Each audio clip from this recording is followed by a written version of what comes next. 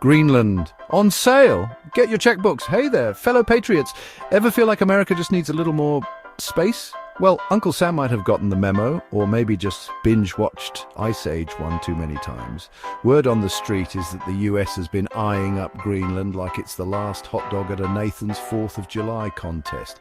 Yep, you heard that right. America's got a crush, and it's a frosty one. Now, before you start picturing Trump slapping a for sale sign on an iceberg, let's unpack this whole Greenland thing. We're talking about a massive island owned by Denmark, mostly covered in ice, and home to more polar bears than people. Sounds like a steal, right? But hold your horses, cowboy. This ain't your grandma's real estate deal. Buying a country isn't as simple as ordering takeout. There's history, politics, and a whole lot of ice to navigate. So buckle up, Buttercup, as we dive into the wild world of why the US might just be itching to add Greenland owner to its already impressive resume. Let's face it, America's got a bit of a reputation when it comes to real estate. We're kind of like the house flipper of nations. Remember the Louisiana Purchase? That was us, snagging a huge chunk of land from Napoleon for a song. And Alaska?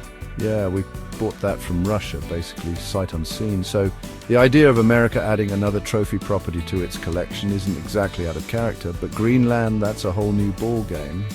It's like going from buying a fixer-upper to suddenly owning the entire Arctic Circle. But hey, who are we to judge? Maybe America just needs a place to put all those extra flags, and think of the possibilities. Polar bear petting zoos, year-round snowball fights. Plus, we'd finally have a good excuse to invest in some really, really warm coats. Okay, so maybe Greenland isn't exactly a tropical paradise, but beneath all that ice and snow lies a treasure trove of natural resources. We're talking oil, gas, uranium, the works. It's like Mother Nature's very own piñata, just waiting to be cracked open. And then there's the strategic location. Greenland sits right smack in the middle of the Arctic, which is becoming increasingly important as the Arctic Ocean melts and opens up new shipping routes. Think of it like owning the rest stop on the new Arctic superhighway. So, yeah, Greenland might be a bit chilly for a barbecue, but it's sitting on a gold mine, or should we say ice mine, of potential. And you know America loves a good investment opportunity. Section 4 playing nice Greenland, Denmark and the USA. Here's the thing about buying a country, you kind of need the current owners to be cool with it. And Denmark, well, they're not exactly jumping for joy at the thought of selling off Greenland. It's like trying to convince your friend to sell you their childhood teddy bear. There's going to be some emotional baggage. Plus, there's the whole issue of Greenland's own autonomy. They've been self-governing for a while now, and they might not be too keen on swapping one ruler for another, even if it comes with promises of unlimited hot dogs and apple pie.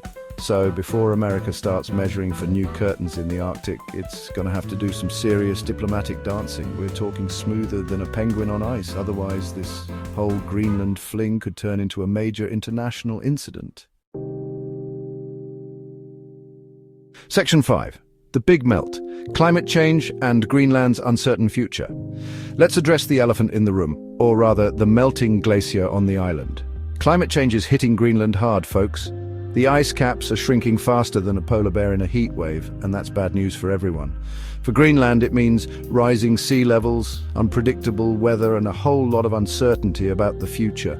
For the rest of the world, it means potentially devastating consequences from coastal flooding to extreme weather events. So, while America might see dollar signs when it looks at Greenland, it's important to remember that this isn't just about economic gain. It's about the fate of an entire nation and the health of our planet. No pressure, right?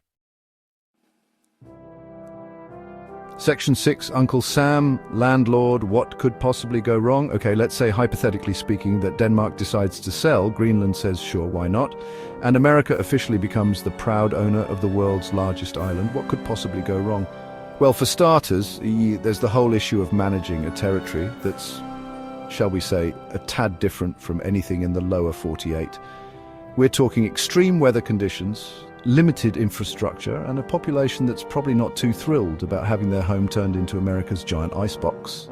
Plus, there's the potential for environmental disaster. Remember the Exxon Valdez? Yeah, let's just say that oil spills and pristine Arctic ecosystems don't exactly mix. And with climate change already wreaking havoc, the last thing Greenland needs is another reason to melt.